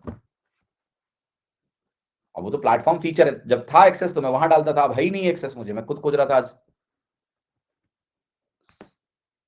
अपडेट सेक्शन का एक्सेस मुझे नहीं है तो मैं अपलोड वहां नहीं कर सकता हूं, ठीक है। मैं बात करूंगा टेक्निकल टीम से कि इसका समाधान क्या है, अगर दिखने लगेगा तो करवा दूंगा, ठीक है। बट तब तक के लिए आप यहां से काम चलाओ, आई डिस्कस विद देम, ठीक है, अबाउट दैट। क्योंकि किसी ने बोला कि सही से नहीं दिखता है, मतलब ऐसा होगा शायद कि आपको इतनी बड़ी विंडो दिखती होगी और उसमें ऐसे पीपीटी दिखता है, ऐसा होता है क्या? ऐसा होता है क्या? इस तरह से दिखता है क्या ऐसे में? ऐसा तो नहीं है कि इधर खाली खाली रहता है और यहाँ पीपीटी दिख रही है आपको? ब्लर दिखता है, बात कर लूंगा मैं उसके लिए, क्या सोल्यूशन निकालना है देखते हैं, ठीक है, फिगर इट आउट, कुछ तरीका निकालते हैं। Alright, find a way, don't worry, give me time. अगर आपको दिक्कत आ रही है तो फिर yes, I will find a way. ठीक है, चलिए, कुछ और है बर्निंग क्वेश्चंस आपके? आपकी क्लास में नोट्स, क्लास के दौरान नोट्स मत बनाओ, क्लास के बाद नोट्स बनाओ, जो मन करे नोट कर लिया करो। 10th क्लास में ज्योमेट्री में प्रॉब्लम होती थी, बट आपसे पढ़ के समझ आ रहा है। थैंक यू नेहा जी, बहुत बहुत धन्यवाद।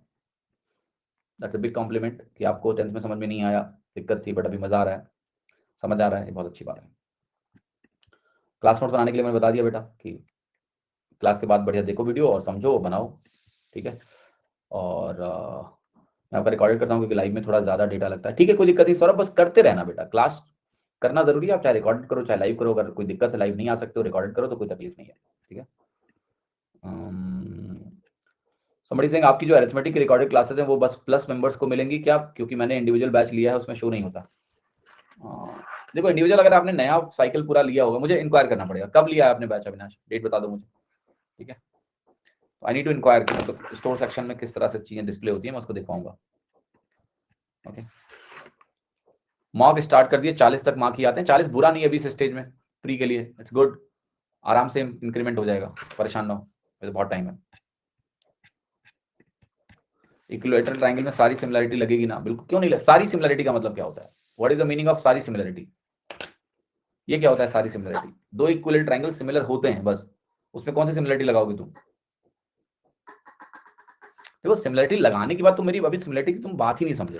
दो ट्रायंगल अगर सिमिलर हैं, मुझे एक बात बताओ, अगर दो ट्रायंगल सिमिलर हैं, मेरे को एक बात बताओ, तो अल्टीमेटली क्या है? अल्टीमेटली है कि उसके तीनों एंगल्स बराबर होंगे तभी वो सिमिलर होंगे, यस और नो? यही तो होगा, और अगर तीनों एंगल बराबर होंगे तभी वो सिमिलर होंगे। साथ ही साथ अगर ये भुजा ए बी सी है तो यहां पर ये के बी के सी होगी, that's what similar triangle is. अब आप कह रहे हो, बेसिकली आप पूछना क्या चाह रहे हो कि दो इक्विलेटरल ट्रायंगल क्यों सिमिलर होते हैं, वो कौन से नियम से सिद्ध होंगे? हर नियम से सिद्ध हो जाएंगे दो ट्रायंगल सिमिलर है। The only thing is that कि वो बात हम तब करेंगे, वो बात हम तब करेंगे जब कोई वैसा केस ऑफ दो इक्विलेटरल ट्रायंगल में सिमिलरिटी कौन खोजने जा रहा है। यू कैन से कि वो ट्रिपल एस सिमिलरिटी है, यू कैन से वो तीनों एंगल वाली सिमिलरिटी है, बिकॉज तीनों एंगल बराबर होते हैं, दो एंगल वाली सिमिलरिटी है, ओके। ठीक है अविनाश जी, मैं एक बार पूछ लूंगा क्या सीन है, I'll talk.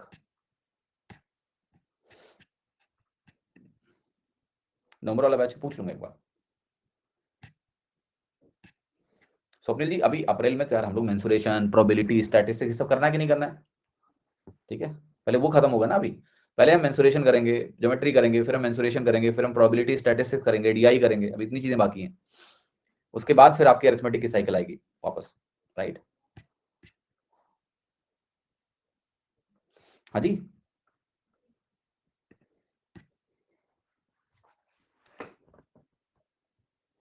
क्लियर हुआ सभी को? अच्छा लग रहा है ज्योमेट्री? इंटरेस्टिंग?